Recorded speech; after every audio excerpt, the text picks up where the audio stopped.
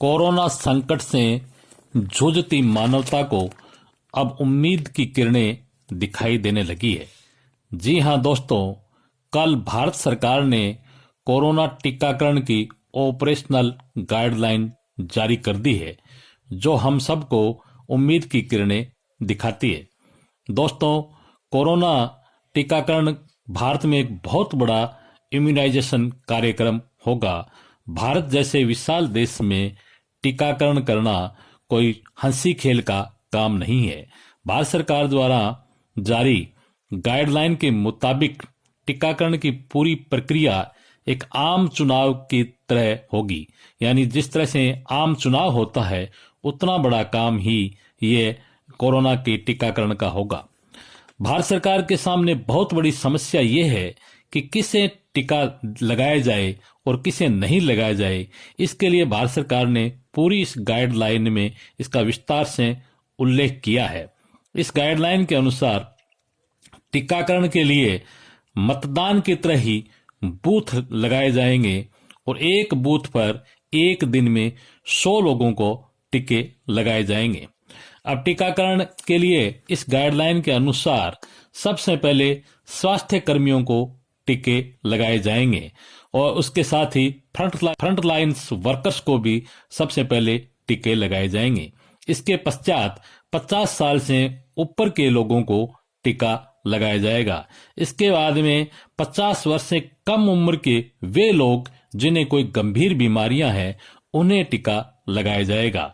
तो इस एसओपी के अनुसार, इस श्रेणियों के अनुसार टीकाकरण का काम किया जाएगा।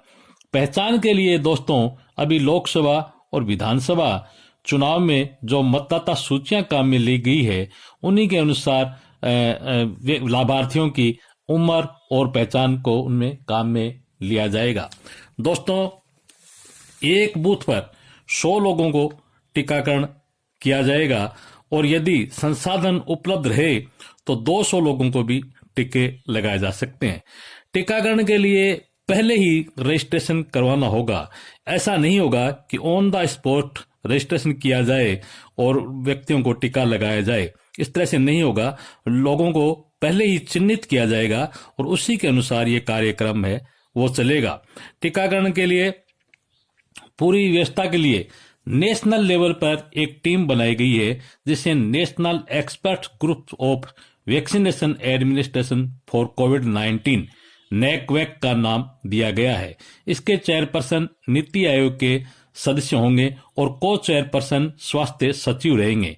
इसके अलावा भारत सरकार के आला 23 विभाग के अधिकारी इसमें शुमार होंगे और वो नेशनल लेवल पे इसकी मॉनिटरिंग करेंगे और राज्यों से कोऑर्डिनेशन और दूसरे देशों से कोऑर्डिनेशन स्थापित करने का ये पावरफुल ग्रुप है वो काम करेगा।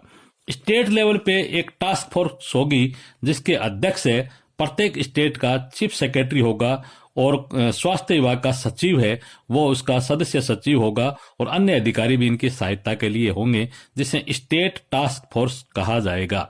जिला स्तर पर जिला कलेक्टर की अध्यक्षता में एक टास्क फोर्स गठित होगी और इसी तरह से ब्लॉक स्तर पर एसडीएम की अध्यक्षता में एक टास्क फोर्स गठित होगी और वो इस काम को देखेगी। इस कार्य को अंजाम देने के लिए ग्राउंड लेवल पे जिस तरह से मतदान दल गठित किए जाते हैं उसी तरह से एक 5 सदस्यीय दल का गठित किया जाएगा, एक टीम का गठन किया जाएगा। उस टीम में प्रथम अधिकारी वैक्सीनेशन ऑफिसर फर्स्ट होगा, जो doctor, nurse, pharmacist, ANM, LHV इत्यादि होंगे जो टीका लगाने में विशेषज्ञ होंगे, वो इसमें वैक्सीनेशन अफसर प्रथम कहलाएंगे। वैक्सीनेशन ऑफिसर सेकंड होगा, वो पुलिस या होमगार्ड या सिविल डिफेंस, एनसीसी, एनएसएस का कोई व्यक्ति हो सकता है जो आने वाले लाभार्थी की रजिस्ट्रेशन की जांच करेगा और ये सुनिश्चित करेगा कि प्राथमिकता के आधार पर चिन्हित व्यक्ति को ही टीका लगे।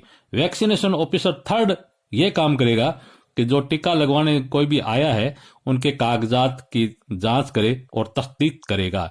वैक्सीनेशन ऑफिसर 4 और 5 जो को सपोर्टिंग स्टाफ में होंगे और वो भीड़ को नियंत्रित करने का काम करेगा।